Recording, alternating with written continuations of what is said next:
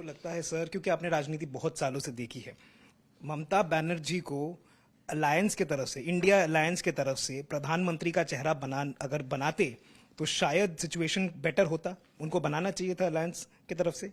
देखिए, मैं ये नहीं कह सकता हूं। ये इंडिया ब्लॉक का चाहे जो लोग हैं उसके जिम्मेदार बड़े बड़े नेता हैं, जितने सीनियर्स हैं, उन पे निर्भर करता है। लेकिन इतना जरूर कह सकता हूं मैं कि ममता जी के अंदर में वो कैपेसिटी है, वो क्षमता है। वो ममता बनर्जी ट्राइड, टेस्टेड और सक्सेसफुल है। ममता बनर्जी के अंदर वो एक्सेप्टेबिलिटी है, वो एबिलिटी है, वो रेस्पेक्टेबिलिटी है, वो काबिलियत है, जिसकी वजह से वो ये प्रधानमंत्री बन सकती हैं या प्रधानमंत्री के पद को सुशोभित कर सकती हैं। अगर चुनाव के बाद एक ऐसा सिचुएशन बनता है कोएलिशन सरकार का, नॉन एनडीए कोएलिशन सरकार का, तो उसमें आप देख पा रहे हैं ममता बनर्जी एक पाइवटल रोल, लीडिंग रोल लेकर प्रधानमंत्री बनी? देखिए, लीडिंग रोल तो रहेगा।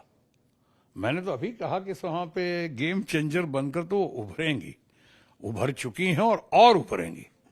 लेकिन अब बाकी क्या होगा? संभावना, राजनीति में तो संभावना ही चलती हैं।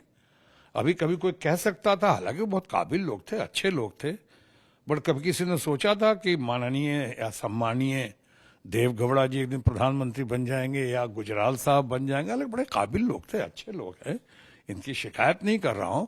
लेकिन उस गणित के बावजूद कैसे संभावना बनी, ये आप सबों ने देखा है। तो ममता जी के अंदर तो बहुत, यानी नंबर्स भी हैं इनके पास डेडिकेशन भी है, डिवोशन भी है लोगों का, इनके प्रति रुझान भी है, और इनके लिए बहुत जबरदस्त सम्मान है लोगों के दिल में। तो कुछ भी हो सकता है। सर, जब से कल जब तृणमूल की तरफ से लिस्ट निकाला गया, उसमें आपका नाम आया, फिर यूसुफ पठान एक स्टार चमक हम कह सकते हैं, किसी ने शायद एक्सपेक्ट किया नहीं होगा, यूसुफ पठान, फिर कीर्ति आज़ाद का नाम भी आया। इसके बाद से बीजेपी जिस तरीके से कैंपेन कर रही है, उनका दावा है कि 2021 में ममता बनर्जी ने कहा था कि बाहर के लोग बीजेपी यहाँ पे ला रही है, कैंपेनिंग करवा रही है और लोगों को इन्फ्लुएंस करना चाहती है। लेकिन 2024 में क्या बंगाल के कैंडिडेट्स जो हैं वो कम पड़ गए कि बाहर से एक शत्रुघ्न सिन्हा या फिर एक यूसुफ पठान या फिर एक कीर्ति आजाद, नाम स्पेसिफिक करके बीजेपी की तरफ से ये कहा जा रहा है, इनको चुनाव लड़ाया जा रहा है? किस हिसाब से देख रहे हैं आप? ये फिर से ये बाहरी आउटसाइडर वाला जो इशू जो है सामने 24 के पहले फिर से आ गया है। बहुत अच्छा सवाल किया, हालांकि हो सकता है थोड़ा पुराना सवाल किया हो, हाँ, लेकिन अच्छा सवाल है।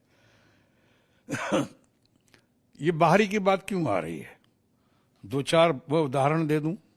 एक तो केंद्र का चुनाव है, एक तरफ एमपी का चुनाव है। क्या प्रणव दा कभी बड़ोदरा से चुनाव नहीं लड़े थे? भारत के इतने महामहिम और इतने रिस्पेक्टेबल लीडर। क्या संविधान का फादर या गॉडफादर जिन्हें कहा जाता है, आदरणीय बाबा साहब अम्बेडकर, बंगाल से चुनाव नहीं लड़े थे? मैडम गांधी हिंदुस्तान की शायद सबसे पहली और सबसे बड़ा स्टार प्राइम मिनिस्टर, वो चिकमंगलुरु से लड़ने गई थी, बेलारी से लड़ने गई थी सुषमा स्वराज जी, इतनी अच्छी नेता स्वर्गीय।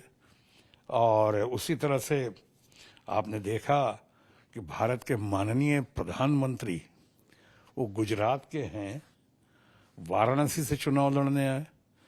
देश एक है, संविधान सबको इस बात की इजाजत देता है कि वो कहीं से भी चुनाव लड़ सकते हैं, कहीं भी व्यापार कर सकते हैं, व्यवसाय कर सकते हैं, जियो और जीने दो के तहत वो बढ़ सकते हैं और लोगों को बढ़ा सकते हैं।